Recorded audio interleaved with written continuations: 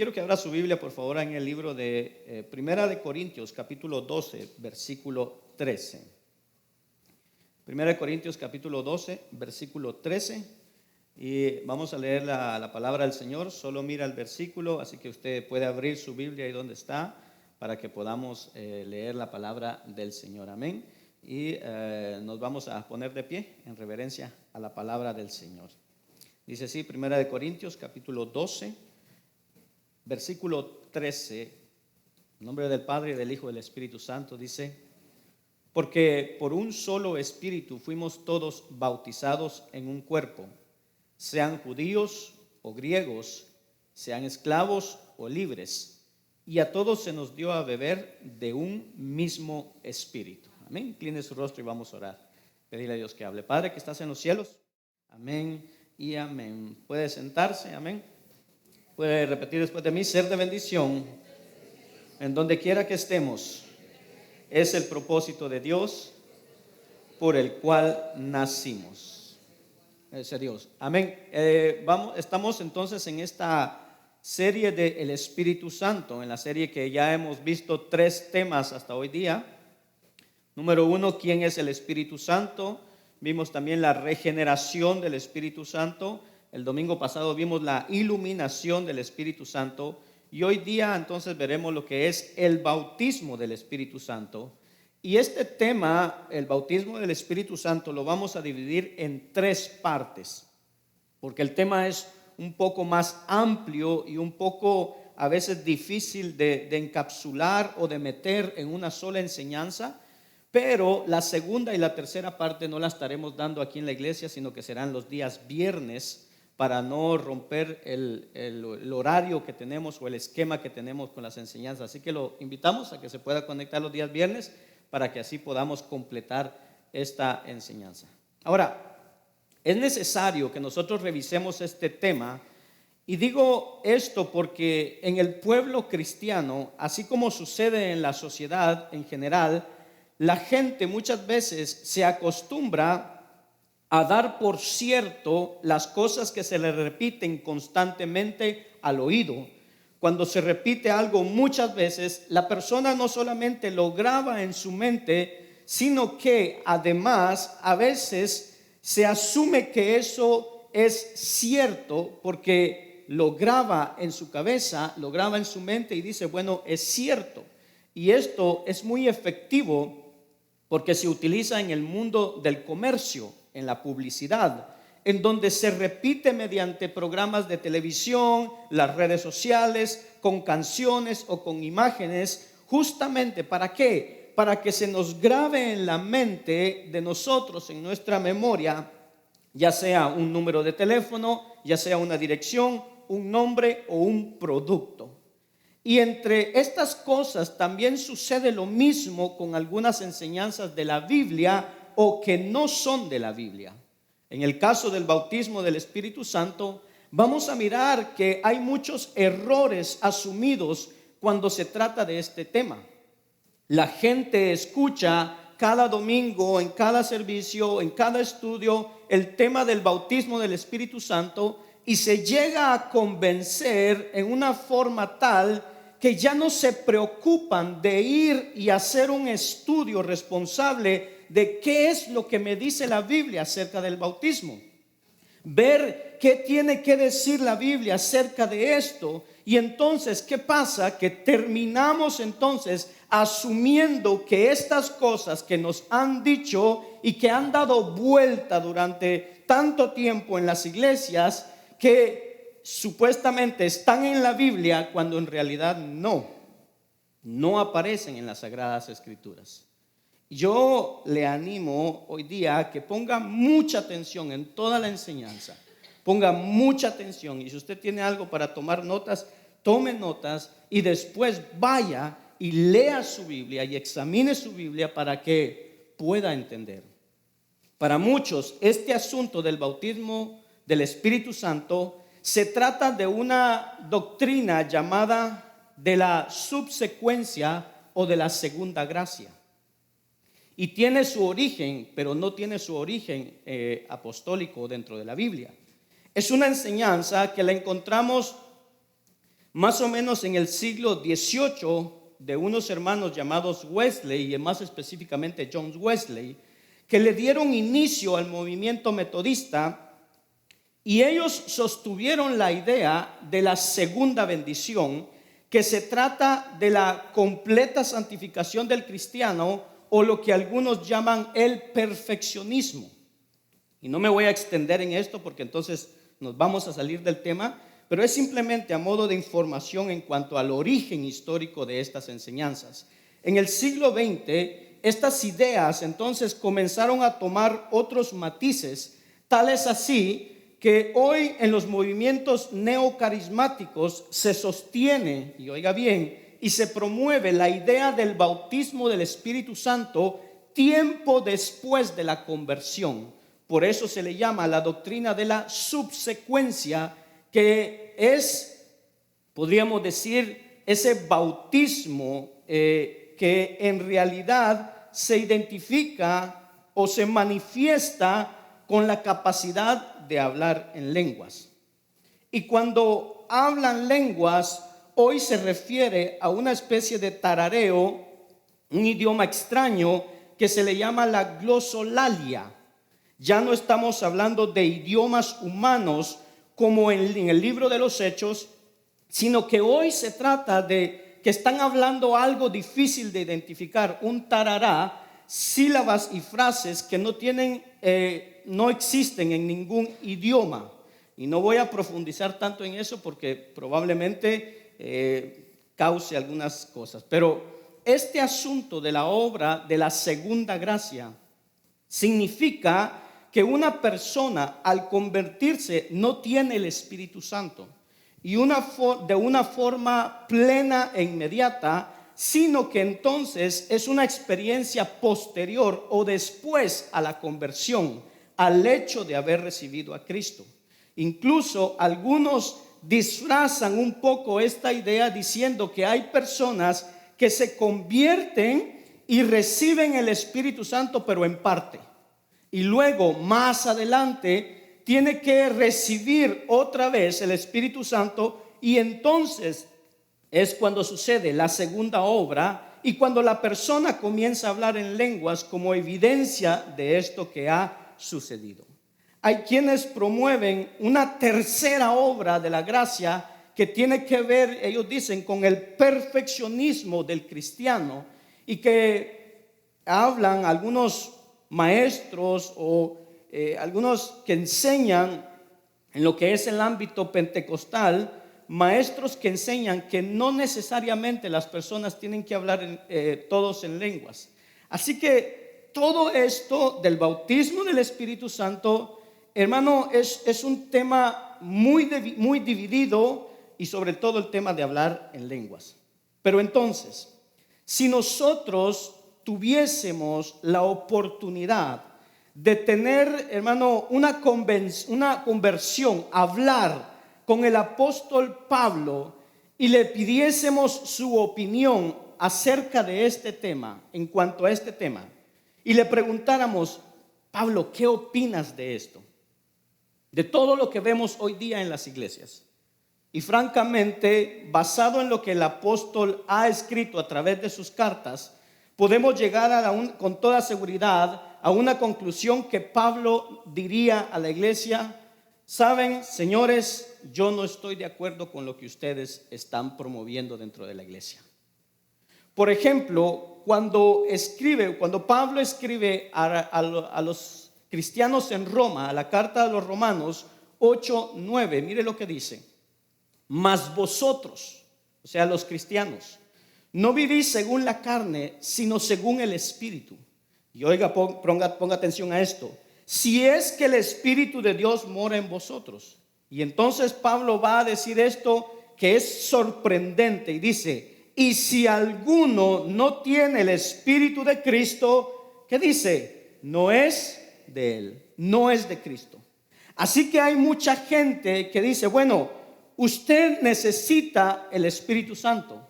Y la gente, hermano, puede decir lo que quiere y puede creer lo que quiere, y está bien. Pero el apóstol lo que está diciendo es: si una persona no tiene el Espíritu de Cristo, no es de Cristo.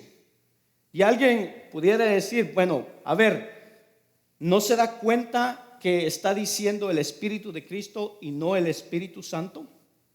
Tratando de establecer una distinción entre el Espíritu de Cristo y el Espíritu Santo. Pero cuando vemos en la palabra, el Espíritu de Cristo es el Espíritu Santo. Si va al Evangelio de Juan 14, usted va a encontrar cómo el Señor dice que no va a dejar a los discípulos huérfanos, que va a enviar a un consolador que es el Espíritu Santo, y entonces Él, Jesús y el Padre vienen a ser morada por medio del Espíritu Santo en la vida del creyente. Vienen a llenarlo. No hay que darle, hermano, si una persona tiene el Espíritu de Dios, tiene el Espíritu Santo, es de Cristo. Si no lo tiene, no es de Cristo. No hay que darle más vueltas al asunto, tratando de justificar una doctrina que no tiene respaldo en las Sagradas Escrituras.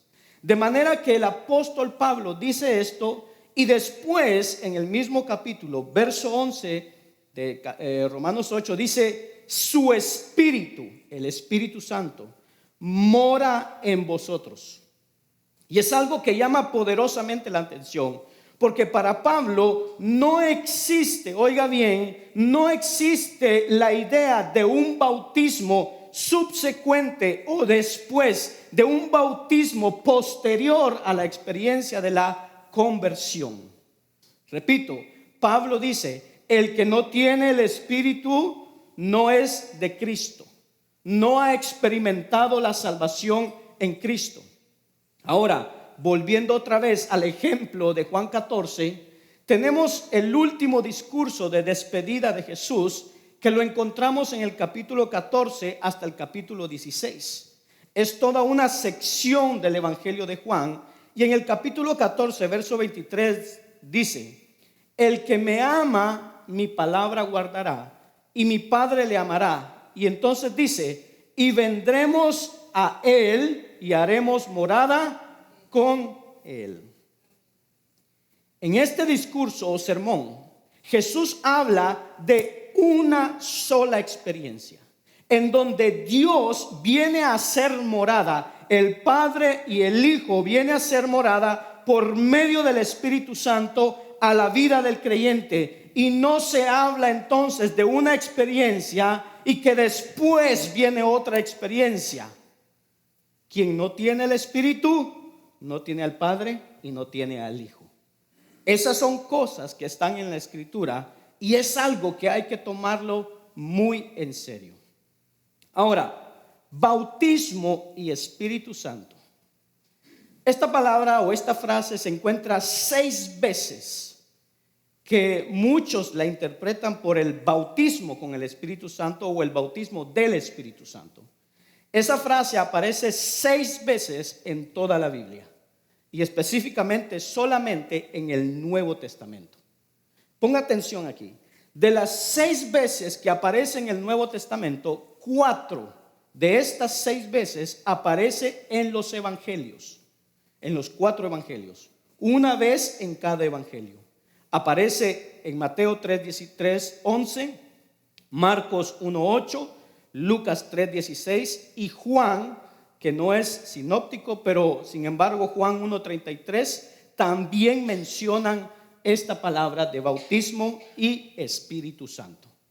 Lo interesante es que, si bien es cierto que son 4 citas bíblicas que mencionan el bautismo en el Espíritu Santo, sin embargo, las 4 citas se reducen a una sola. ¿Por qué? La razón es porque esos 4 evangelistas están hablando de la misma cosa. No están hablando de diferentes situaciones. Todos hablan del momento en que Juan el Bautista dice que bautizaba en el Jordán, y en un momento dado, cuando él le predicaba, dijo que vendría alguien después de él, Jesucristo, que iba a bautizar con el Espíritu Santo y fuego. Y esa parte, fuego, es la que vamos a estudiar los viernes. ¿Qué es eso? Pero por ahora, a modo de información, como para prepararlos, notemos que esas 4 citas bíblicas están hablando de un solo suceso. Así que esas 4 citas se reducen a una sola. Aparecen 4 pasajes, sí es cierto, pero los 4 evangelistas están hablando del mismo suceso. Juan en el río Jordán le está hablando, le está diciendo a la gente que Jesucristo bautizaría en el Espíritu Santo. La otra cita que aparece en el Nuevo Testamento es en el libro de Hechos. Hechos capítulo 1, versículo 5, donde dice: porque Juan, y este es Jesús que está hablando ahora, y dice: Juan ciertamente bautizó con agua, mas vosotros seréis bautizados con el Espíritu Santo dentro de no muchos días. Y Jesús, cuando dijo esas palabras, se van a cumplir, y eso lo va a relatar Lucas en el capítulo 2 del libro de Hechos, y se cumple con el empoderamiento de los discípulos mediante el Espíritu Santo, o el equipamiento para comenzar a predicar el evangelio. Y Jesús les dijo entonces: me seréis testigo hasta lo último de la tierra.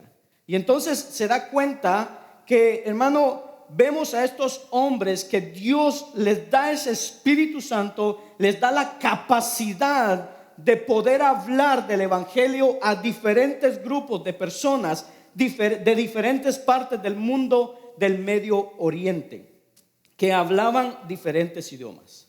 Otra vez, eso lo vamos a mirar en otra ocasión, pero por ahora quiero recordar que sí, eso aparece allí. Dice: seréis bautizados con el Espíritu Santo dentro de no muchos días. Y eso se cumple en Hechos 2. O sea, que Jesús habló de algo específico. No habló de bautismos que iban a venir o después, sino de algo que pasó en Hechos 2.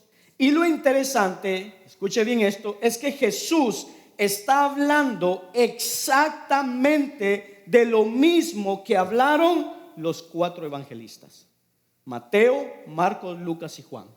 Otra vez se refiere a lo que Juan había predicado allá en el río Jordán, cuando dice: Juan ciertamente bautizó en agua, mas vosotros seréis bautizados con el Espíritu Santo. Es decir, Jesús está diciendo: se está cumpliendo lo que Juan había dicho cuando bautizaba, que iba a venir alguien después de mí y los bautizaría con el Espíritu Santo.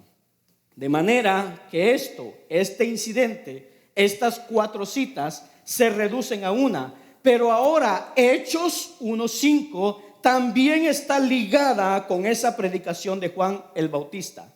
Así que esta segunda cita podríamos decir que hace alusión también a lo que Juan había dicho. La otra cita, que podríamos decir que es la tercera o la sexta, aparece en Hechos capítulo 11 versículo 16, en donde dice: entonces me acordé de lo dicho por el Señor cuando dijo. Y aquí está hablando Pedro, que está citando Hechos 1:5, y dice: yo me acordé de lo dicho por el Señor. ¿Cuándo dijo el Señor eso? En Hechos 5. ¿Y qué fue lo que dijo el Señor? Dice: cuando dijo: Juan ciertamente bautizó en agua, mas vosotros seréis bautizados con el Espíritu Santo. De manera que otra vez vuelve hacia atrás a lo que Juan había dicho cuando predicaba en el desierto, y que Jesús había confirmado que se acababa de cumplir cuando el Señor empoderó o capacitó a los discípulos para poder predicar el evangelio. Y ahora Pedro está haciendo lo mismo, que Pedro está en Jerusalén con los judíos, que los judíos estimaban o decían que los gentiles no formaban parte del pueblo de Dios, y que el evangelio no era para ellos, sino que era solo para los judíos. Entonces Pedro está enseñándole, está planteándole que el Espíritu Santo fue dado también a los gentiles. Y entonces se está usando justamente las palabras del Señor Jesucristo en Hechos 1:5, cuando dice: Jesús ciertamente bautizó en agua, pero vosotros seréis bautizados con el Espíritu Santo. Entonces les está diciendo a los judíos que ellos no aceptaban que los gentiles también habían sido incluidos en el plan de Dios, les está diciendo, oiga, el Espíritu Santo vino sobre nosotros, pero el Espíritu Santo también les fue dado a ellos, a los gentiles. Ese es el contexto que está hablando. Ahora, escuche bien esto. Si usted va a internet y usted escribe en Google o busca ahí y pone bautismo del Espíritu Santo, citas bíblicas, usted puede hacer la prueba. Le va a aparecer un resultado de 69 versículos de la Biblia que hablan del bautismo del Espíritu Santo. 69. Me puse a leerlos todos y de los 69 versículos, mire qué mal está la información. Por eso hay que tener cuidado con el internet. Y le repito, hermano, vaya y hágalo para que vea que yo no estoy inventando nada acá. De las 69 citas bíblicas, 6 citas. En otras palabras, 63 son citas incorrectas. 66 citas no hablan, no mencionan el bautismo del Espíritu Santo, sino que asume que hablan del Espíritu Santo. De estas 69, solamente 6 que le acabo de mencionar mencionan el bautismo del Espíritu Santo. Las otras 63 no tienen nada que ver. Y sin embargo, cuando usted hace la investigación, dice que son citas que hablan del bautismo del Espíritu Santo. Y eso entonces después se viene a los púlpitos y se predica. ¿Se da cuenta por qué la gente, cuando se le repiten las cosas, cree cualquier cosa? Lea todos los versículos. Se habla del sello del Espíritu Santo, de la llenura del Espíritu Santo, de no contristar al Espíritu Santo y un montón de pasajes. Pero nada tiene que ver con el bautismo del Espíritu Santo. Se habla de otras experiencias, pero no del bautismo. Y de esas 6 que le acabo de mencionar, fíjese cómo se reducen nada más a 3. Y las 3 que nos quedan, a fin de cuentas, se reducen a una sola. Que es lo que dijo Juan y confirmó Jesucristo cuando dice: vendrá el Espíritu Santo para capacitarlos para la predicación del Evangelio. De manera que, queridos hermanos, ninguna de estas citas bíblicas habla de bautismos sucesivos o posteriores o después a la conversión con el Espíritu Santo. Ni siquiera una sola cita. Pero cuando miramos esto y hacemos la investigación, entonces podemos decir, pero ¿cómo es posible que se me metió en la cabeza semejante cosa? ¿Qué es lo que está pasando acá? ¿Cómo llegamos a defender hoy una cosa que no se encuentra y que no tiene respaldo en las Sagradas Escrituras? Esta enseñanza, el bautismo del Espíritu Santo después de la conversión, hermanos, no solamente no es bíblica, sino que además, oiga bien, cuando nosotros promovemos eso, que la persona después de su conversión tiene que recibir el Espíritu Santo, entonces, hermano, crea una vida de frustración para muchos cristianos que no han experimentado la supuesta segunda obra de gracia o el bautismo del Espíritu Santo después de la conversión. ¿Por qué? Porque entonces, si no hablo en lenguas, entonces no tienes al Espíritu Santo. Y entonces pasan, hermano, muchas personas pasan su vida sintiéndose menores a los demás, y los otros que supuestamente sí hablan en lenguas se sienten superiores a los otros. Y resulta que en lugar de vivir vidas activas en el Espíritu Santo o vidas que están dando fruto del Espíritu Santo, como nos mandan las Sagradas Escrituras, que andemos en el Espíritu Santo en lugar de andar en una vida en el Espíritu que ya tiene, que ya la posee, que ya está, se mantienen quietos y esperando que venga a sus vidas, cuando en realidad Dios ya se los ha otorgado en el momento de la conversión.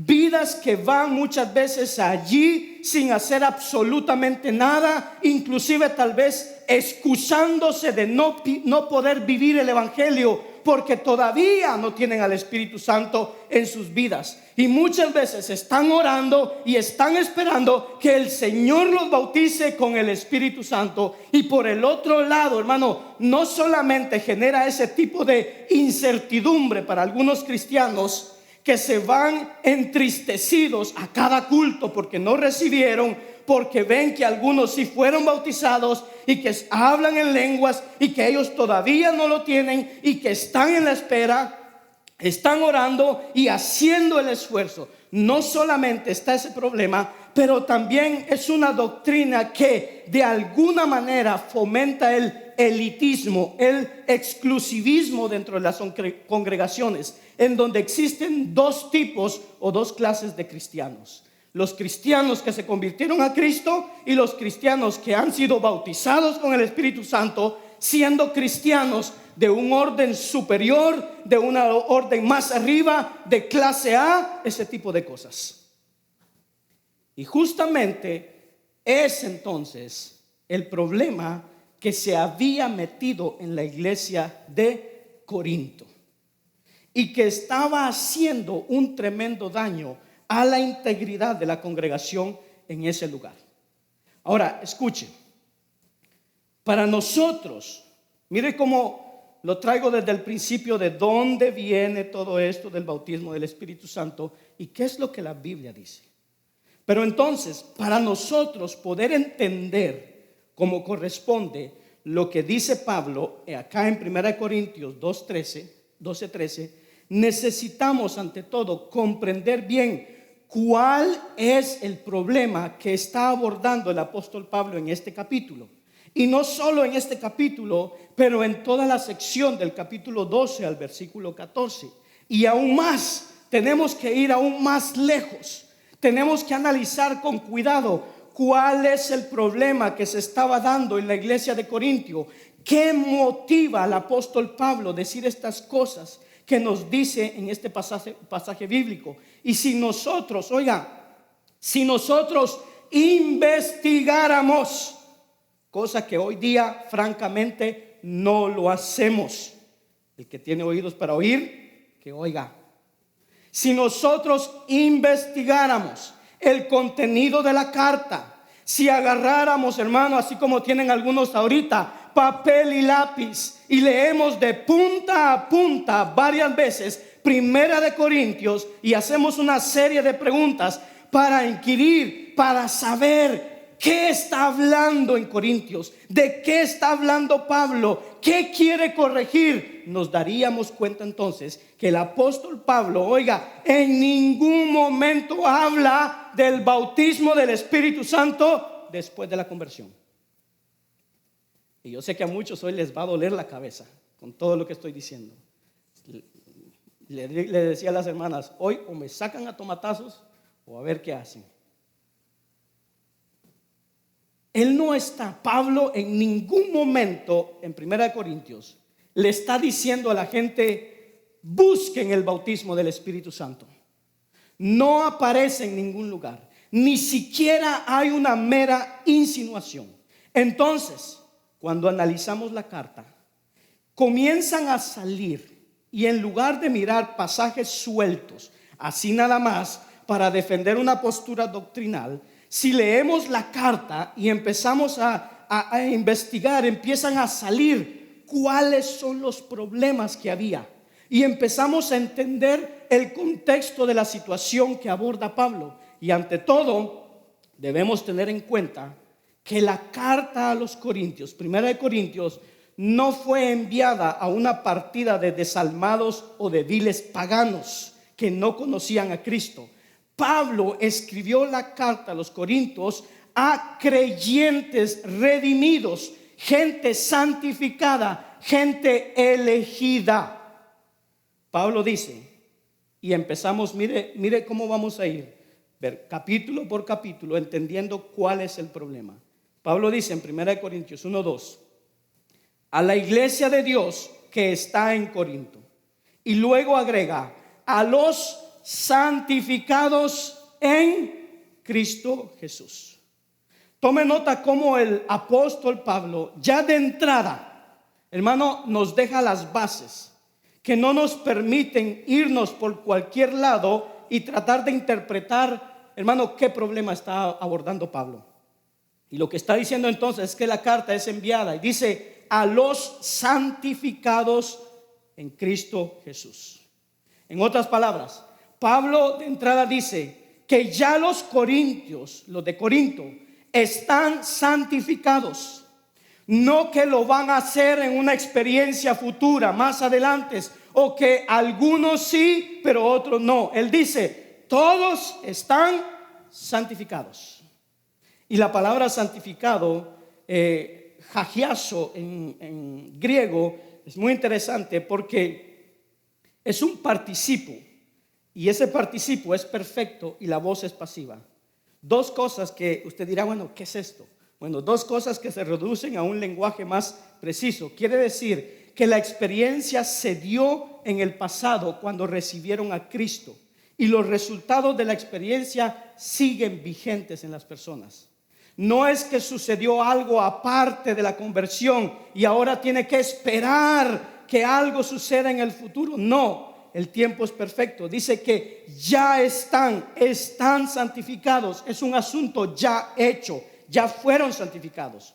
Y sigue ahora en esa condición de santificados o apartados para Dios y por Dios.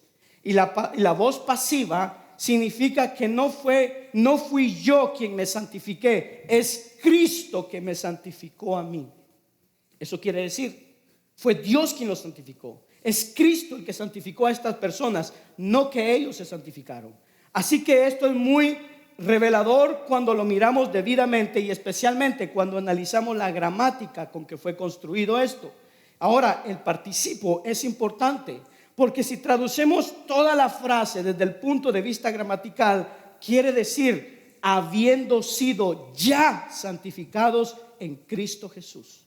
Esa es la idea del tiempo perfecto, la voz pasiva y luego el uso del participo. Ahora, usted me dirá, esto parece chino, no le entiendo. El punto es esto, que ellos ya están santificados. No es que ellos tenían que esperar algo que los santificara. En el momento de su conversión, el Espíritu Santo viene y santifica. Eso es, de esa manera es que se da. No está hablando de algo que va a suceder, no está hablando, hermano, de algo que viene, sino que algo que ya se dio, ya sucedió y ya terminó. Versículo 11, capítulo 1, versículo 11. Pablo dice entonces, y aquí empieza todo, oiga bien. A los santificados, a los que están apartados, a los que Cristo redimió. Oiga lo que les dice. He oído y he sido informado acerca de vosotros, hermanos míos, por los de Cloé. ¿Qué es lo que se le informa a Pablo? Que hay entre vosotros, ¿qué dice? Contiendas. Los santificados, los apartados, los que Dios redimió. Pablo le dice, Corintios, me están informando que en ustedes hay contiendas, cosa que aquí no pasa. Aquí en el alfarero eso no pasa. ¿Qué pasaba en Corintio? Se estaban peleando, habían disputas, estaban en tendencia entre los creyentes de la congregación, hacían un lío tremendo. Y Pablo entonces recibe la noticia, está en Éfeso, y cuando recibe la noticia, Pablo no le cae bien, le molesta esto a Pablo. Y es interesante porque lo que está pasando en Corintio, hermano, no es un asunto que, bueno, ahí lo vamos a dejar, ahí que la gente se arregle entre ellos a ver cómo resulta el problema. No, porque de haber sido así, bueno, ahí que lo arreglen ellos, pues no hubiese sido tan importante, hermano, que los de Cloé fueran a ver a Pablo y le dijeran, Pablo, allá en Corintio se están agarrando a golpes, esa gente se está peleando, se está reventando la iglesia, así que hay que ir a ver qué pasa allá. Y los de Cloé no hubiesen ido a molestar a Pablo si realmente no era importante el asunto. y cómo podían resolverlo entre ellos. Y por otro lado, entonces, el apóstol, si no consideraba importante lo que estaba sucediendo en Corintio o grave, hermano, no hubiese agarrado papel y lápiz y ponerse a escribir esta larga carta. Entonces no tuviéramos Primera de Corintios. Pero justamente para poder exhortar y orientar a los hermanos para que se resuelva el problema de peleas y disputas que había dentro de la congregación, entonces Pablo escribe Primera de Corintios. ¿Qué consecuencias trajeron esas peleas internas, estas disputas, ese conflicto que había dentro? Bueno, lo que estaba dando como resultado es que no estaban construyendo, no estaban siendo de edificación correcta para la iglesia. Todo lo contrario. ¿Qué estaban haciendo? Lo que estaban haciendo era minando la obra de Cristo. Por eso el apóstol Pablo les escribe en capítulo 1, versículo 3, para hacerlos entrar un poquito en razón y pensar en lo que le están haciendo. Gente que se estaba peleando y estaban dividiendo la iglesia. Pablo les escribe: ¿acaso está dividido Cristo? Ellos estaban peleando, se estaban dividiendo. Y entonces Pablo les escribe: ¿acaso está dividido Cristo? Y esta es una pregunta retórica que se responde con una respuesta negativa. Cristo no está dividido. Claro que no. Pero entonces, si Cristo no está dividido, Pablo dice: ¿por qué ustedes, los de Corintios, están ahí empecinados en dividir la iglesia, que es el cuerpo de Cristo? Es una contradicción. Así que Pablo les está diciendo a esta gente: terminen con ese asunto. No pueden seguir así, eso está mal. Por eso Pablo consideró que es importante escribirles esta carta. Ahora, el problema era grave. Y escuche bien aquí, hermano. No se entiende, honestamente, permítame hacerle un paréntesis acá, pero no se entiende cómo existe a veces hoy día gente que insiste en asumir esta actitud que se estaba dando en Primera de Corintios, de minar la obra, de crear división, de hacer discordia, pelea y conflicto. Gente que llega a la iglesia solamente para causar problemas.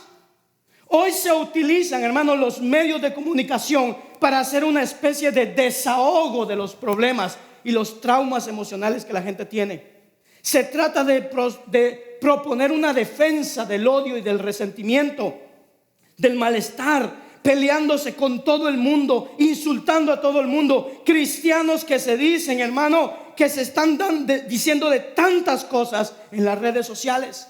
De manera que pensamos, nosotros, hermano, nosotros a veces pensamos que utilizamos los medios que Dios nos ha dado, nos ha puesto a nuestra disposición, y que lo que hacemos hablando mal de otra persona, que con eso estamos construyendo o edificando la iglesia de Cristo. Cuando en realidad se están formando peleas y disputas. Y muchas veces nos creemos que tenemos la autoridad para hacer esas cosas y no nos sentamos a ver qué es lo que la palabra me dice, que ya nos advirtió eso, que no es la manera de proceder. Y sin embargo, hoy en la iglesia contemporánea seguimos perpetuando la misma actitud negativa que se dio en Primera de Corintios, en la iglesia de Corintio. Gente peleándose por tonterías. Y esa es la iglesia de hoy día. Es una cosa difícil de entender. Hermano, no sé cómo leemos honestamente la Biblia. ¿Para qué la leemos? Porque si no vamos a sacar de aquí, a rescatar, a discernir las enseñanzas y aplicarla a nuestras vidas, hermano, para no cometer los mismos errores que cometieron aquellas personas, no sé, francamente, no sé para qué entonces somos cristianos. ¿Qué clase de andar en el Espíritu es ese? No se entiende. Pero así andamos muchos, peleándonos, por cualquier cosita, por tonterías. Así que otra vez, lo que está sucediendo acá es que en lugar de construir, estaban haciendo un desastre completamente. En el capítulo 3, versículo 3, el apóstol Pablo califica este tipo de actitud de la gente como niñerías. Oiga bien, si usted en este momento tiene un pleito, un asunto con una persona, con otro hermano de la iglesia, y no lo arregla, y no es capaz de ir a hablar con esa persona, es pura niñería. Y no dice amén, ¿verdad? Pablo les dice: yo tendría que darles alimento sólido, y sin embargo tienen que consumir leche porque son niños todavía. Y Pablo dice esto, que para mí es un asunto muy serio, hermano. Lo que dice este hombre, esta acusación, dice: porque aún sois carnales, pues habiendo entre vosotros, oiga, ¿qué hay? Celos, contiendas y disensiones. ¿No sois carnales y andáis como los hombres? ¿Siente usted celo? Pablo en Efesios decía: os ruego que ya no andéis como los gentiles, que andan en la vanidad de su mente. Y acá en Corinto tenemos esta gente actuando como el resto de los hombres que no conocen a Cristo.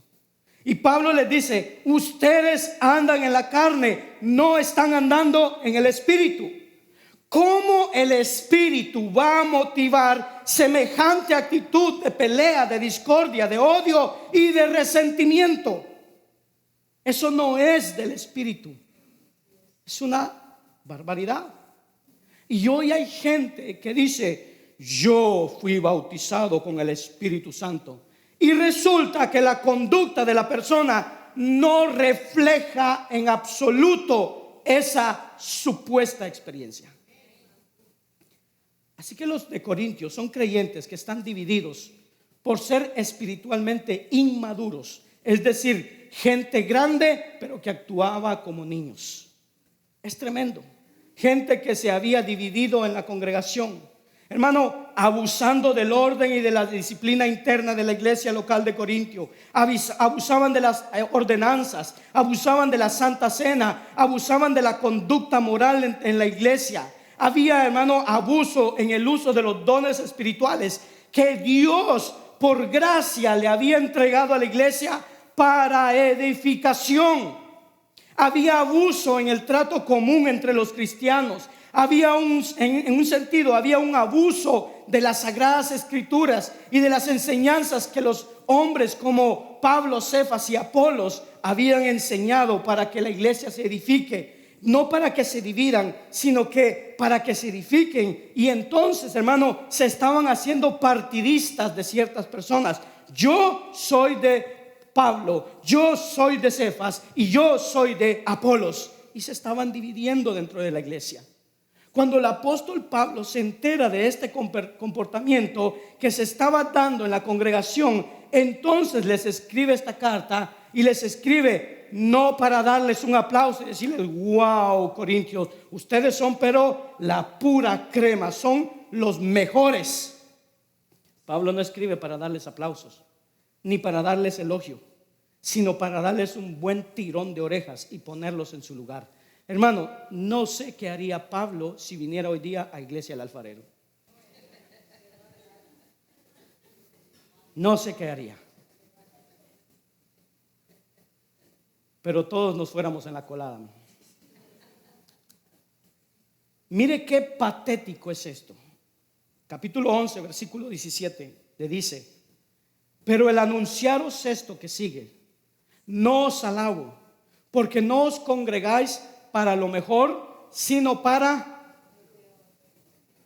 lo peor. No era una iglesia ejemplar.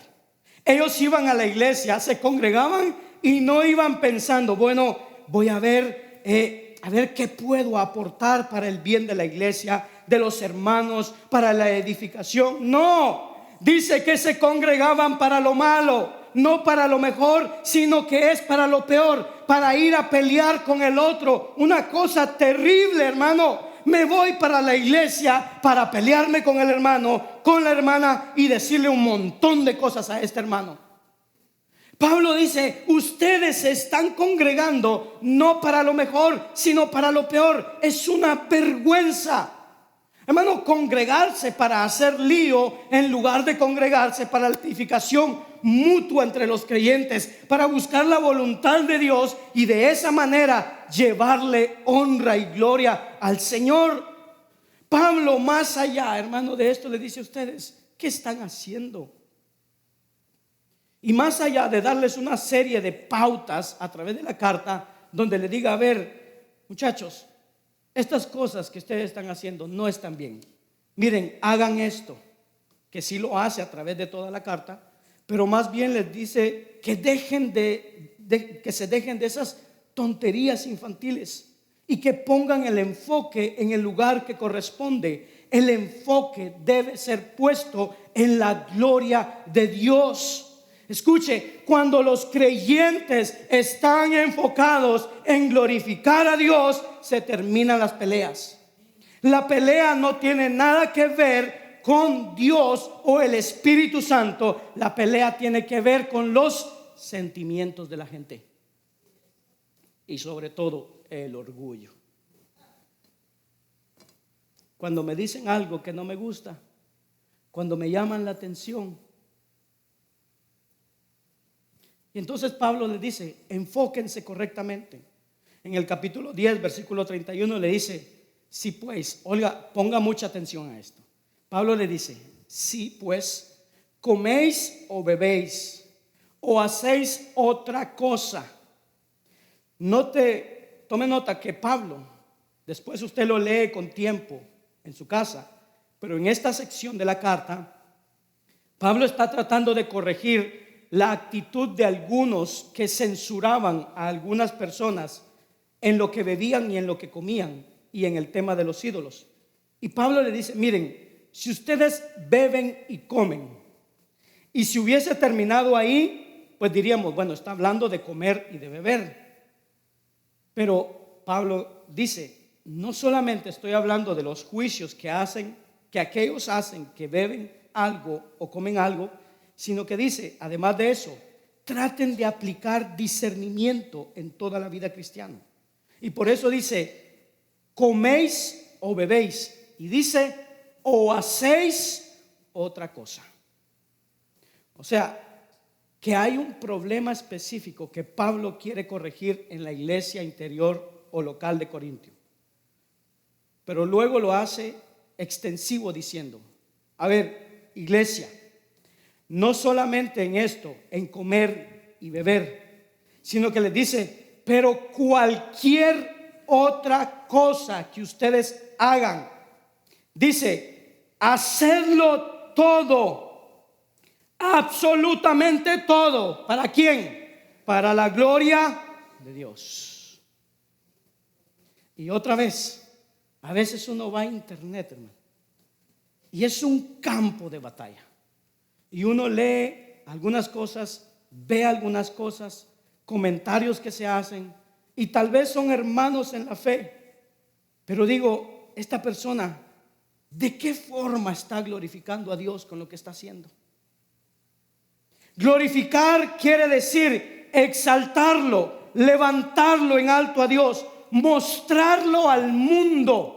Cuando estamos, hermano, hablando mal de una persona o de alguna institución, cualquier cosa, ¿cómo es posible que en nuestra mente estamos diciendo que esto glorifica a Dios? Que lo que estoy levantando, lo que estoy haciendo, lo que estoy haciendo delante de otras personas está levantando a Dios, está mostrando al mundo cuán precioso, cuán santo y sublime es Dios. Pero no sé, hermano, en nuestra cabeza funcionan las cosas todas hechas vueltas. Los cables los tenemos pelados muchas veces. Porque hacemos las cosas, hermano, y no nos preguntamos, pero esto que estoy haciendo glorifica a Dios, levanta el nombre de Dios en alto. Y hacemos un sinfín de cosas. Y Pablo le dice, si vas a hacer algo, hazlo para la gloria de Dios.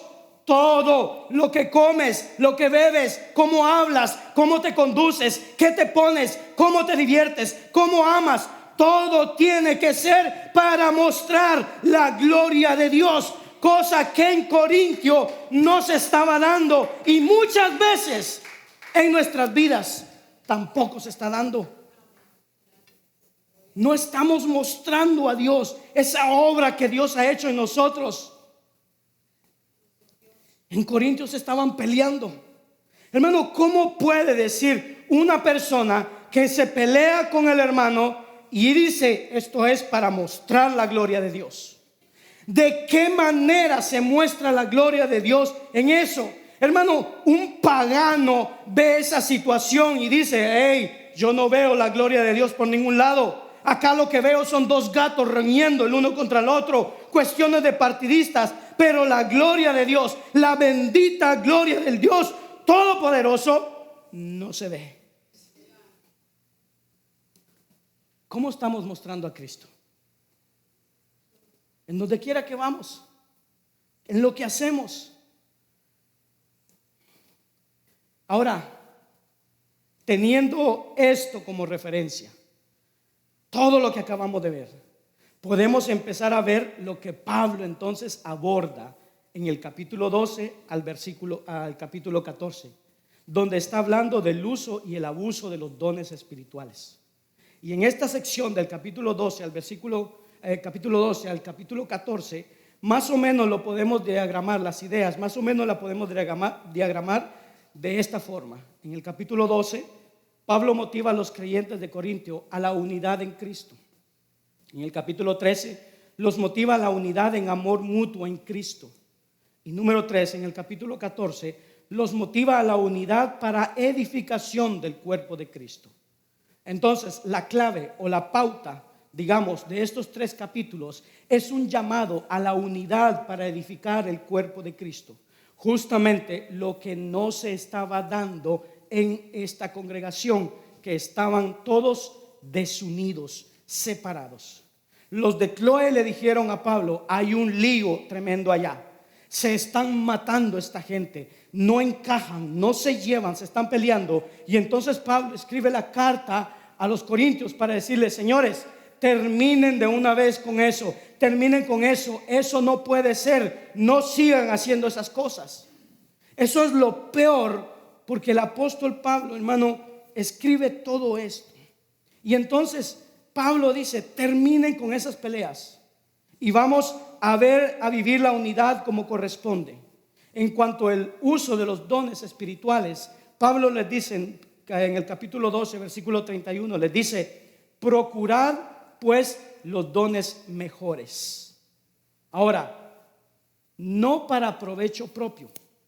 Es decir, yo no voy a procurar un don para pertenecer a una élite especial dentro de la iglesia, los superdotados, o para darme la pompa de que soy más espiritual, porque, oiga, yo hablo en lenguas, yo profetizo, yo hago esto, o que me sienta más bendecidos que otros. No, esos dones no son para provecho propio. Los dones deben ser procurados y son adquiridos por gracia para la edificación del otro, para la edificación del cuerpo de Cristo, de la iglesia como un todo. Ahora note el versículo 31. En la primera parte dice, procurad pues los dones mejores. Pero oiga lo que dice Pablo, mas yo os muestro un camino aún más excelente. Oiga bien lo que está diciendo Pablo. Procuren los dones, sí, pero ¿qué dice? ¿Saben qué? Mas yo les voy a mostrar un camino aún más excelente. Y la gente no mira ese camino más excelente.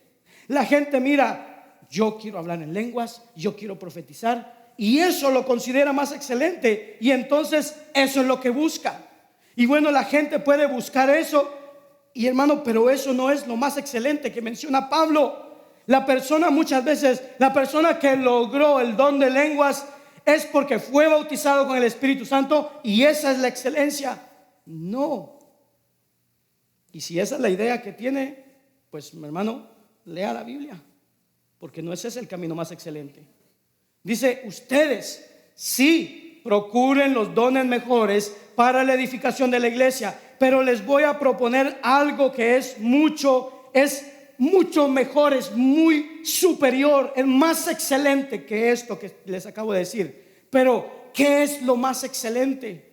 Porque hoy día, vuelvo a repetir, la gente busca como lo más excelente hablar en lenguas, profetizar. Eso es lo más excelente. Y por cierto, Pablo dice en el capítulo 13, versículo 1, y esto es algo hipotético lo que Pablo dice: si yo hablase lenguas, o sea, yo, Pablo, o cualquier otra persona, si hablase en lenguas, ¿qué dice? Humanas, idiomas, un montón de idiomas, hermanos, si soy un políglota. O dice, y lenguas angelicales, es decir, una persona que habla un montón de idiomas. ¡Qué capacidad! ¿Cómo lo dotó? ¡Qué gran don le dio Dios para asimilar y expresarse en diferentes idiomas! Como sucede en el capítulo 2 de Hechos. O inclusive la persona puede hablar el idioma de los ángeles. Quiere decir que esa persona, hermano, está en la estratosfera espiritual. Y con esto, escuche bien, con esto Pablo no está diciendo que existen las lenguas angelicales. Él está haciendo una hipérbole, una exageración. No está diciendo aprendan las lenguas angelicales. Pablo dice, bueno, si tú logras eso, y dice, y no tengo amor, que dice, vengo a ser como metal que resuena o címbalo que retiñe. En otras palabras, lo que está diciendo Pablo es, eres puro ruido, un fanfarrón, una persona que se piensa no sé qué cosa, cuando en realidad es absolutamente nada. Y la iglesia está llena de gente que fanfarronea, gente que cree que está, hermano, en un nivel espiritual no sé en dónde, porque tiene algunas cualidades, y sin embargo dice, pero si no tienes amor, por más que tengas todas esas cosas, no tienes nada, no eres nada, eres puro ruido. Y hoy hay gente que hace demasiado ruido, pero no contribuye a la edificación de la iglesia, del cuerpo de Cristo. ¿Qué es lo más excelente? ¿A dónde apunta el apóstol Pablo? ¿Qué es lo más excelente a lo cual Pablo quiere que nosotros lleguemos? Los que leemos esta carta, hermano, primero los Corintios y luego por extensión todos nosotros lo leemos. Lo más excelente no es buscar el bautismo del Espíritu Santo. Llama la atención porque, hermano, todo el mundo hoy está orando por el bautismo del Espíritu Santo. Y bueno, si eso es realmente lo que debemos de buscar, ¿cómo es posible que Pablo dice, yo les voy a mostrar un camino más excelente? Y en ningún momento menciona, eso más excelente es buscar el bautismo del Espíritu Santo. No aparece ni por casualidad. Y si eso realmente es tan importante, es tan excelente, Pablo lo hubiese mencionado.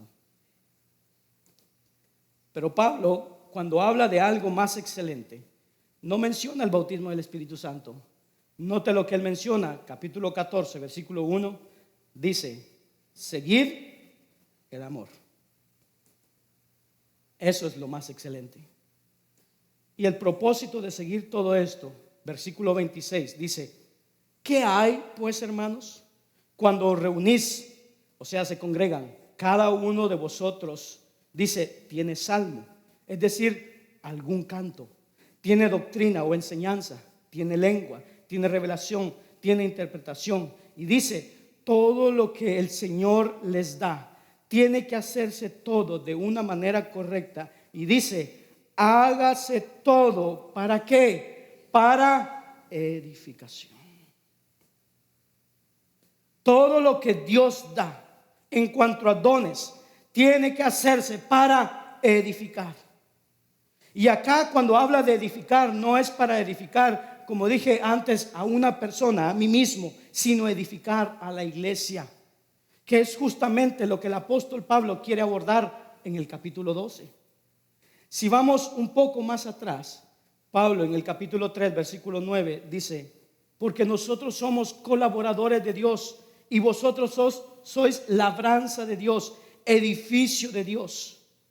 Pablo y los que le ayudaron en Corintios dice: saben, nosotros somos los colaboradores con Dios para plantar iglesias, para enseñarles. Y ustedes, Corintios, ustedes son el campo donde Dios trabaja. Dios está labrando, está sembrando en ustedes para producir fruto. Así que ustedes son el campo donde Dios trabaja, está labrando Dios. Pero entonces, después de que habla del campo donde se trabaja, después dice que es el edificio. O sea, que no solamente es un lugar donde se está trabajando, sino que es un lugar donde se está edificando, se está construyendo, se está levantando algo. Así que Pablo entonces dice que son edificio de Dios. Y más adelante, en el versículo 16 y 17 de ese mismo capítulo, después usted lo puede leer con más detalle, pero entonces les hace la pregunta a la gente y le dice: ¿no sabéis que sois el templo de Dios y que el Espíritu de Dios mora en vosotros? Pablo agarra a esta gente que se está peleando y los para en un momento y les dice: ¿cómo ustedes escucharon mis enseñanzas? ¿A dónde se fue a parar todo lo que les enseñé, todo lo que les indiqué? A estas alturas del partido, ¿no se dan cuenta que ustedes son templo de Dios? Ahora, ¿de qué edificio habla Pablo? ¿De qué templo? Es el templo de Dios, pero no es templo de nosotros, es templo de Dios. Y luego dice: y que el Espíritu de Dios mora en vosotros. Y entonces hace esta solemne advertencia y dice: si alguno destruye el templo de Dios. ¿Cuántos son templos de Dios aquí? ¿Sí? ¿Es templo usted de Dios? Dice: si alguno destruye el templo de Dios, ¿qué dice? Dios le destruirá a él. Porque el templo de Dios, ¿qué dice? El cual sois los santificados en Cristo. ¿Qué dice? Santo es. Entonces debemos de cuidar nuestro templo, nuestro cuerpo, porque es templo de Dios. Y quiero que tome nota, hermano, que Pablo otra vez, insisto en esto, dice: el Espíritu mora en ustedes. No dice que el Espíritu va a venir en algún momento. El Espíritu mora en ustedes. Esto es algo extraño en el lenguaje de Pablo. Hermano, eso se lo metimos nosotros a la carta, pero Pablo en ningún momento dice: esperen el bautismo, esperen la segunda obra.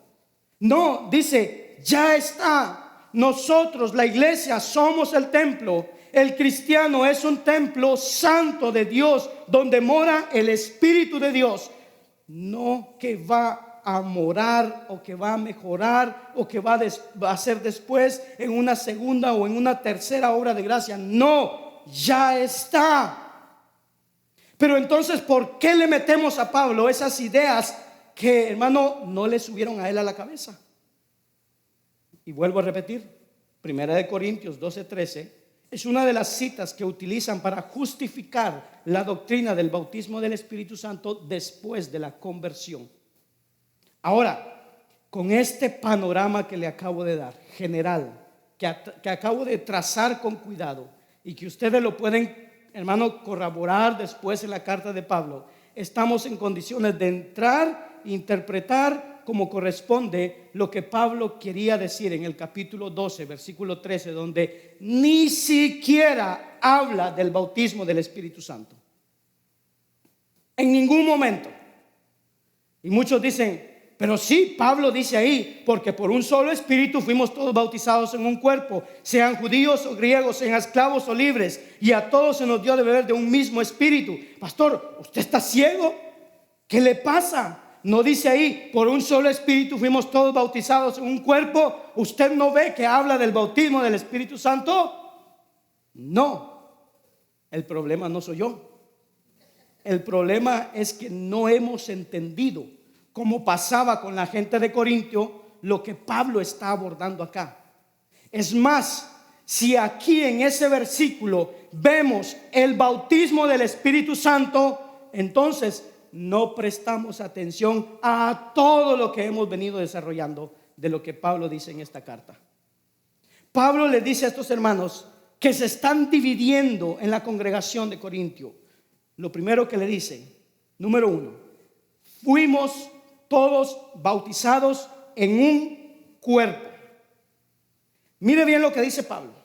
No metamos ideas al texto. Dice, fuimos todos bautizados en un cuerpo. No dice que fuimos bautizados con el Espíritu. ¿Dónde ve eso usted en el versículo? No. Sí, bueno, pero es que quiere decir bautizados con el Espíritu. No, no dice eso. Dice, porque por un solo Espíritu fuimos bautizados en un cuerpo. Repito, fuimos bautizados en un cuerpo. Hermano, tenemos que sacarnos esas ideas que nos enterraron en la cabeza, que no tienen respaldo de las Escrituras. Ahora, cuerpo. ¿De qué cuerpo es el que está hablando Pablo? Dice que fuimos bautizados en un cuerpo. ¿Qué cuerpo es ese? La iglesia de Jesucristo. Y note otra vez, insisto, que fueron bautizados, no algunos de la iglesia, no que otros están esperando que vengan ese bautismo. No, dice que fuimos todos bautizados. Ok, está bien, pero ¿y qué quiere decir bautismo? Porque dice, fuimos bautizados. ¿Qué quiere decir eso? ¿Qué quiere decir ser bautizados? Bueno, la palabra no hace referencia al bautismo ritual en agua, o por ejemplo, de la venida del Espíritu Santo, sino que está hablando de la inserción, de la inclusión del creyente en el cuerpo de Cristo. Por eso dice, bautizados en, hacia adentro de un cuerpo. Y ese cuerpo es la iglesia, el cuerpo de Jesucristo. De manera que cuando habla de bautismo, está hablando de inserción, está hablando de inclusión, de meter a la persona dentro de algo. En este caso es insertado, adherido, incrustado en este cuerpo de Cristo donde mora el Espíritu Santo. Es decir, que en ese cuerpo que mora el Espíritu Santo, que no es que va a venir a morar, sino que ya mora el Espíritu Santo de Dios, es introducido al cuerpo de Cristo. Ahora, esto es lo que Pablo dice. Y otra vez volvemos a la introducción, cuando Pablo empieza, la iglesia de Dios, los santificados, los llamados a ser santos. ¿Y quiénes son estas personas? Los creyentes de Corintio, que se estaban peleando, que se estaban dividiendo, que estaban en pleitos, que estaban todavía en la carne. Pero él dice, todos los creyentes de Corintio, no algunos son bautizados con el Espíritu. Esa no es la idea que encontramos ahí. Miren lo que dice Gálatas 3, 26, 27. Pues todos sois hijos de Dios por la fe en Cristo Jesús. Porque todos los que habéis sido bautizados en Cristo, de Cristo estáis revestidos. Bautizados en Cristo, bautizados en el cuerpo de ese Cristo que es la iglesia. Y la segunda cosa es que fuimos todos bautizados. Cuando leemos el versículo 13, ya fuimos bautizados, la construcción gramatical del griego dice nosotros todos. Y esto es interesante porque no solamente es algo declarativo, sino que algo aclarativo. En Corinto, algunos de ellos, por los dones o las capacidades que tenían, ellos se veían más que otros, que estaban más cerca de Dios, más espirituales, porque tenían algún don de lenguas, de profecía, de interpretación, lo que sea. Pero estos se estaban peleando, hacían un montón de cosas raras. Entonces, ¿qué es lo que quiere Pablo hacer con eso? Deshacer, quitar, destruir esa idea errónea de que porque tengo cierta habilidad que debería ser para la edificación de la iglesia, eso me pone a mí en un estándar superior a los demás. Yo estoy aparte de los otros. Eso es lo que quiere terminar Pablo. Eso es lo que quiere eliminar Pablo, esta división dentro de la iglesia, y promover la unidad como corresponde.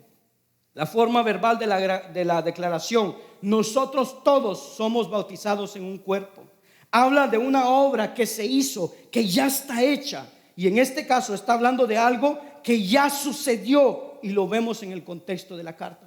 Ya estamos santificados, ya hemos recibido la bendición del Señor, el Espíritu de Dios en el momento de la conversión. Ahí en ese momento, hermano, se vino el Espíritu Santo y nos bautizó.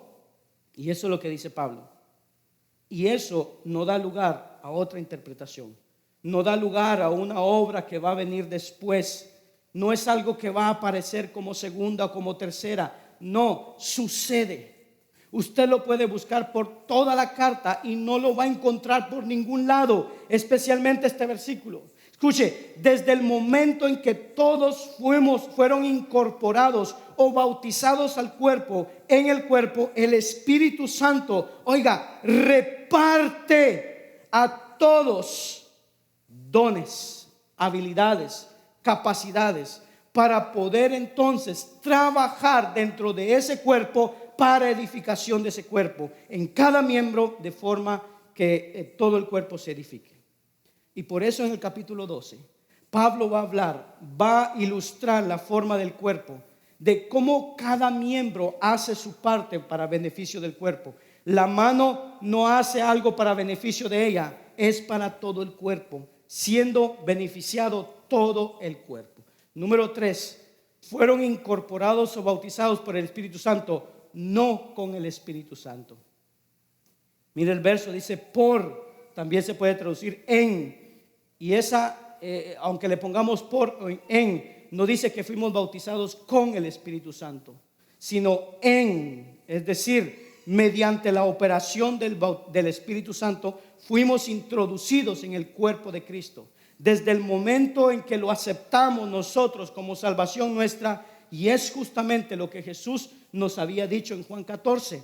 Yo voy a enviar al Consolador, vamos a venir a hacer morada, yo y mi Padre en ustedes. No es que iba a venir una parte de Dios y después otra parte del Espíritu Santo y después otra parte de Él. No, todo iba a venir junto. Y Jesús les dice, les voy a enviar al Espíritu Santo, el Consolador, no en cuotas cómodas, por pedacitos, no, de una vez por todas. Es decir, Dios morando en nosotros, Padre, Hijo y Espíritu Santo en nuestras vidas. Y no puede ser de otra manera. Porque Pablo nos dice que si una persona no tiene el Espíritu de Cristo, el Espíritu Santo no es de Cristo. Y se terminó la discusión. Pero no, al contrario, lo que hacemos es complicar las cosas y haciendo que cristianos vivan esperando algo que nunca va a suceder y nunca va a tomar lugar. Así que mediante la operación del Espíritu Santo fuimos introducidos o incorporados al cuerpo que es la iglesia. Pablo hace énfasis acá a la obra del Espíritu Santo, que en realidad es una obra trinitaria, porque en el mismo contexto del capítulo 12, en versículo 4, dice el Espíritu es el mismo. En el versículo 5 dice el Señor es el mismo. Y en el versículo 6 Dios es el mismo. Note cómo está los tres trabajando juntos. Pablo quiere promover una misma unidad en la congregación que está dividida. Únanse, así como Padre, Hijo y Espíritu Santo están unidos, ustedes deben estar unidos. Y entonces Pablo, en definitiva, no habla acá del bautismo del Espíritu Santo, sino que habla de la unidad de la iglesia en Cristo, en el cuerpo de Cristo. Y sí, la diversidad de los dones para edificación. ¿Michelle? Así que el enfoque no tiene nada que ver con el bautismo del Espíritu Santo. El enfoque número 1 es inclusión, versículo 13. Número 2, versículo 13, la segunda parte, igualdad. Dice que todos fuimos bautizados, dice judíos o griegos, esclavos o libres. Dice a todos se nos dio de beber de un mismo espíritu. A todos. No, a algunos recibieron una parte y otros todavía no. No, a todos se nos dio a beber del mismo espíritu. Y número 3, capacitación o equipamiento. Versículo 11, el Espíritu Santo dice, repartiendo ¿dónde? Dice, todas estas cosas las hace uno y el mismo Espíritu, repartiendo, escuche bien esto, repartiendo el Espíritu Santo, repartiendo a cada uno en particular, y dice, como Él quiere. 2 Corintios 12, 11. Todas estas cosas las hace uno y el mismo Espíritu, repartiendo a cada uno en particular como Él quiere, no como la persona quiere. Hay personas que dicen, yo quiero el don de lenguas, yo quiero la profecía, yo quiero este don. No, no es lo que yo quiero, es lo que Dios quiere, lo que el Espíritu Santo reparte, lo que se necesita para edificación de la iglesia. Se necesita un maestro, bueno, Dios le va a dar a algunas personas el don de maestría, de enseñanza. A otros les va a dar el don del servicio. Por ejemplo, los músicos que están aquí, tocan música, es un servicio a Dios. Los que visitan, los que, hermano, van a repartir comida, los que ayudan a las otras personas, todo tipo de don. Y luego más adelante Pablo mismo dice, ¿acaso son todos apóstoles? ¿Son todos profetas? ¿Todos maestros? ¿Todos hacen milagros? ¿Todos tienen dones de sanidad? Hoy en la iglesia cuando se dice, ¿cuántos tienen dones? Yo tengo el don de sanidad. Sí, yo tengo el don de sanidad. Oh sí, aquí oramos por el don de lengua. Sí, la mayoría, todos hablamos en lenguas. Y el que no habla en lenguas no tiene el Espíritu Santo. Pero entonces, ¿qué hacemos con las palabras de Pablo? ¿Qué dice Pablo? ¿Todos tienen las mismas cosas? No. El Espíritu reparte a uno esto, al otro reparte otra cosa, para que donde haya necesidad, Dios pueda suplir a esa necesidad y le pueda de alguna manera satisfacer esa necesidad para la edificación del cuerpo de Cristo. La Biblia jamás habla del Espíritu Santo bautizando al creyente. La Biblia nunca dice que el Espíritu Santo bautiza al cristiano. La Biblia dice que Cristo bautiza con el Espíritu Santo al creyente. Y eso lo vamos a ver los días viernes. Pero entonces, ¿qué es el bautismo del Espíritu Santo? Y dice, el bautismo del Espíritu Santo es el acto mandatado por el Señor Jesucristo y ejecutado por medio del Espíritu Santo desde Pentecostés en adelante, de integrar al creyente a la iglesia de Cristo, la cual es su cuerpo. ¿Se da cuenta que el bautismo del Espíritu Santo no tiene nada que ver con pegar brincos, gritar y empezar a hablar cantidad de cosas? En conclusión, hermano, no vivamos esperando un bautismo que no va a suceder. ¿Usted va a tener experiencias con el Espíritu Santo? Sí, porque no se puede negar. Uno tiene experiencias con el Espíritu Santo. Pero bíblicamente hablando, no esperemos un bautismo que no sucederá. No sucederá jamás. Ya estamos experimentando algo, pero no es el bautismo del Espíritu Santo, porque la Biblia no enseña eso. Pablo dice, andad en el Espíritu. Lo dice en Gálatas 5:25, en el capítulo 6, versículo 16. Vaya y consulte la carta de Pablo a los Gálatas. Andad en el Espíritu. Pero no se puede andar en el Espíritu si no tenemos al Espíritu. Fuimos bautizados en el Espíritu, con el Espíritu, en el momento de nuestra conversión. Ya lo tenemos. Y ahora nuestra obligación, el mandato de las Escrituras es andar en el Espíritu que ya poseemos. Eso de que vamos a ser bautizados después con una segunda, una tercera obra, no lo vamos a encontrar en las Sagradas Escrituras. De manera que mi llamado a usted, hermano, es deje de esperar lo que no va a suceder. Más bien, entonces, debemos andar cada uno de nosotros en esto que ya ha venido a nuestras vidas, que es la presencia de Dios y de Cristo en el Espíritu Santo. Pablo dice en el verso 3 del capítulo 2: nadie puede llamar a Jesús Señor sino por el Espíritu Santo. Hay personas que confiesan a Cristo como Salvador y le llaman mi Señor. Bueno, es porque tiene al Espíritu Santo. No tiene que esperar que venga. Si usted le llama Señor a Jesús, es porque lo tiene. Él tiene el Espíritu Santo y no lo puede decir y no puede reconocer el señorío de Cristo sobre su vida si no tiene el Espíritu Santo. Es algo imposible por parte del hombre. Así que, hermanos, dejemos de esperar lo que no va a suceder. Repito, nosotros hoy somos martillados con ideas que al final decimos, bueno, debe ser cierto. Y en lugar de ir a la Escritura a ver qué es lo que me dice, voy a ver si la Biblia realmente me enseña eso, no lo hacemos. Nos conformamos con algunos pocos versículos que mencionan algunos mal usados para introducir en nuestra mente una doctrina que no tiene el respaldo escritural. Y llegamos al punto de decir, bueno, si Él lo dice, es porque es verdad y es bíblico, cuando no lo es.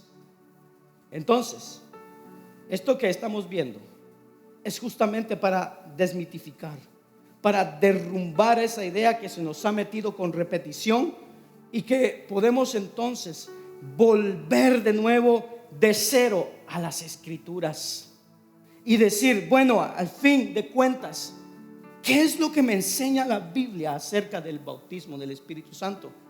Y empezar a abandonar todas esas ideas raras que lo que hacen es producir bandos dentro de la iglesia, división, clasismos dentro de la iglesia, dentro de la congregación. Y por otro lado, hermano, muchos creyentes en una desesperanza, en una angustia, porque viven, hermano, pensando que van a recibir algo, pidiendo por algo, doblando sus rodillas y orando y diciendo, Señor, manda tu Espíritu, bautízame por tu Espíritu, con el Espíritu. Estoy esperando ese Espíritu Santo en mi vida. Y Dios nos está mirando y diciendo desde arriba, pero hijo, hija, ya lo tienes.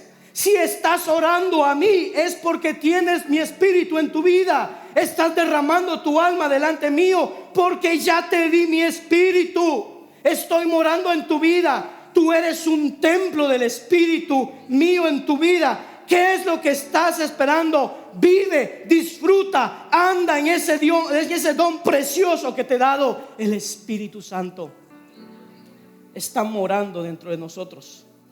Eso es lo que nos enseñan las Sagradas Escrituras. Así que, hermano, levantémonos y andemos en el Espíritu, como dice el Señor, y evitemos entonces este tipo de clasificamiento que hacía la iglesia de Corintio y que lamentablemente hoy todavía se hace dentro de la iglesia. Este habla en lenguas, este tiene el don, este es un superdotado, aquel no, aquel está fuera, todavía no tienes.